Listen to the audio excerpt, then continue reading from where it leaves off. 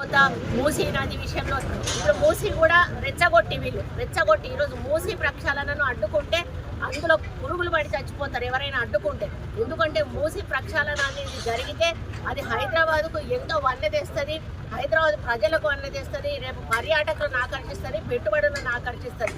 అటువంటి మూసీ ప్రక్షాళనకు పూనుకుంటే వెళ్ళి వాళ్ళని రెచ్చగొట్టి వాళ్ళతోటి మైకుల ముందట మాట్లాడిచ్చేసి వాళ్ళ పేడ్ ఛానల్స్ ఏవైతే యూట్యూబ్ ఛానల్స్ ఉన్నాయో ఒక 15-16 ఛానళ్ళని పెట్టుకొని వాటిల్లో వైరల్ చేస్తూ ఆ కార్యక్రమాన్ని చేస్తూ ఉన్నారు.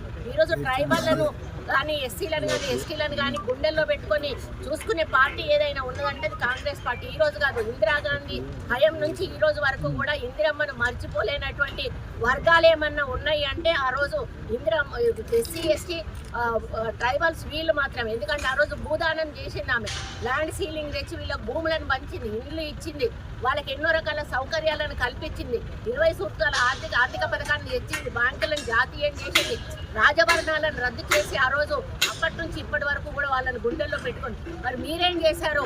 మీరు పోడు భూమిలో ఉన్నటువంటి ట్రైబల్స్ను ఇష్టం ఉన్నట్టుగా లాఠీ చార్జీలు చేసి కనీసం పిల్ల తల్లులను అంటే పాలిచ్చే తల్లులతో సహా అమాయకులను తీసుకుపోయి మీరు జైళ్ళల్లో పెట్టి రోజుల తరబడి పెట్టి మీరు హింసించినటువంటి మీరు ఈరోజు ట్రైబల్స్ గురించి మాట్లాడే హక్కు మీకు లేదు. ఎందుకంటే ఆ హక్కు కేవలం కాంగ్రెస్ పార్టీకి మాత్రమే ఉన్నది. ఎందుకంటే మొదటి నుంచి కూడా కడుపులో పెట్టుకొని కాపాడుకునేది మేము కాంగ్రెస్ పార్టీనే. నేను ఒక్కటే విజ్ఞప్తి చేస్తా ఉన్నా, వికారాబాద్ కలెక్టర్ విషయంలో జరిగిన దాడిలో అక్కడ ఉన్న ప్రజలను తప్పుపట్టే అవకాశం ఎక్కడా కూడా లేదు.